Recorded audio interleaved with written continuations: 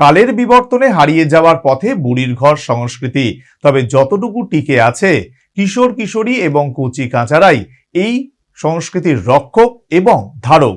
চলছে বুড়ির ঘর তৈরির শেষ তুলির টান। 12 মাসের 13 পার্বণের অন্যতম পৌষ সংক্রান্তির পৌষ পার্বণ উৎসব। তবে ডিজিটাল যুগে এই পৌষ পার্বণ উৎসব ইদানিং অনেকটাই বিলীন। শুধু গ্রাম বাংলায় নয়, একটা সময় শহরেও পৌষ পার্বণে বুড়ির ঘর পোড়ানোর রেওয়াজ ছিল কৃষ্টি সংস্কৃতির অঙ্গ। বরাবরই এই বুড়ির ঘর সংস্কৃতির ধারক ও বাহক কিশোর কিশোরী ও কচিকাচার দল। তবে বইয়ের বোঝা বয়ে প্রাইভেট টিউটর নির্ভর পঠন পাঠন এবং অ্যান্ড্রয়েড মোবাইল সর্বস্বতায় কচিকাচা প্রতিশোধ কিশোর কিশোরীর দল ইদানিং বুড়ির ঘর সংস্কৃতির প্রতি বহুলাংশেই উদাসীন।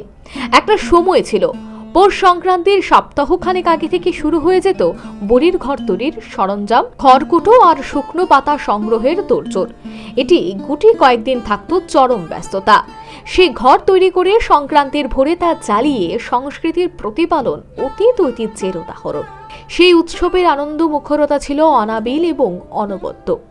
বর্তমানে সেই সংস্কৃতি প্রায় বিলীন কিংবা বিলুপ্তির পথে। তবু গ্রামীণ এলাকায় আজও আংশিক বুড়ির ঘর সংস্কৃতির আলো টিমটিম করে চলছে। রাজধানী আগরতলার শহরতলি লঙ্কামোড়ায় যে সংস্কৃতির আংশিক আজ নস্টালজিক হওয়ার উপাদান, এক্ষেত্রেও কিশোর কিশোরী এবং কচিকাচারাই অবলুপ্ত প্রায় বুড়ির ঘর সংস্কৃতির ধারক, সঙ্গে পিকনিকের ব্যবস্থা। বুড়ির ঘর বানিয়েছি আমরা, রাত্রেবেলা পিকনিক করুম, পিকনিক করে সবাই মিলে সকালে উঠে ঘুমের থেকে ছান টান করে আগুন টাগুন ধরা মুটরে ধরে শরীরটা গরম করুম। কি কি থাকবে পিকনিকে আইটেম? পিকনিকে এই তো মাংস টাংস করুম। বুড়ির ঘর। আচ্ছা, আর হাতে যেটা মানে কাজ করতেছ এটা কে? বুড়ি। কি করবো তোমরা এটা? এটাতে আজকে রাত্রে পিকনিক করব, তারপর সকালবেলা ভোরবেলা আর কি এটা থেকে জ্বালিয়ে দেব আগুন দিয়ে। মানে এটা সম্পূর্ণ ঘরটা কে বানাইছে? আমি আমার বন্ধু মিলে। মানে পিকনিক কি মানে আজকে রাত্রে কি কি করবা তোমরা?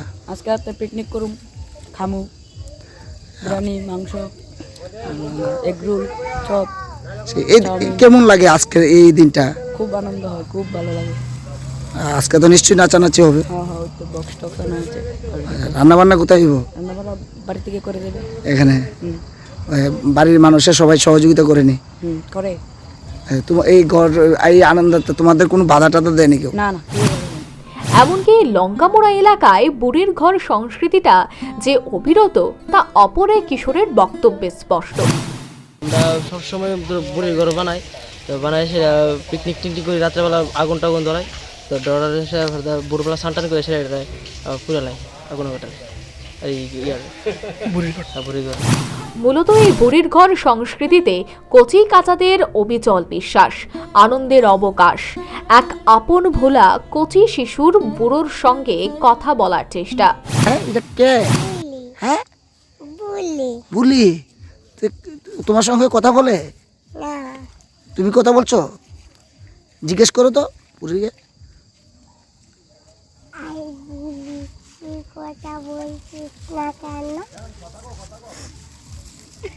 আবার বলো বলো, বুড়ির সঙ্গে কথা বলো।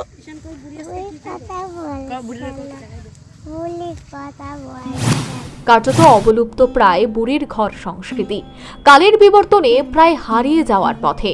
তবু যতটুকু টিকে আছে তা ক্ষুদ্র একটা অংশের কিশোর কিশোরী এবং কচিকাচারাই আজও এই সংস্কৃতির রক্ষক এবং ধারক ও বাহক।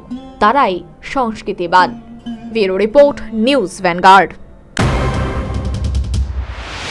শিজা ইনস্টিটিউট অফ কিডনি সায়েন্সেস কিডনির জটিল রোগের চিকিৎসার জন্য এক উৎকৃষ্ট প্রতিষ্ঠান, যেখানে উত্তর পূর্ব ভারতের প্রথম এবিও অসামঞ্জস্য কিডনি প্রতিস্থাপন এবং মৃত ব্যক্তির কিডনি প্রতিস্থাপন করা হয়। এখানে 115টিরও বেশি কিডনি প্রতিস্থাপন এবং উত্তর পূর্ব ভারতের সবচেয়ে বেশি হিমোডায়ালিসিস করা হয়েছে এবং এই সংখ্যা দিন দিন বাড়ছে। Shija institute of kidney sciences Tripura সরকার সহ অরুণাচল প্রদেশ, মেঘালয়, মিজোরাম, মণিপুর এবং নাগাল্যান্ড সরকার দ্বারা স্বীকৃতি প্রাপ্ত।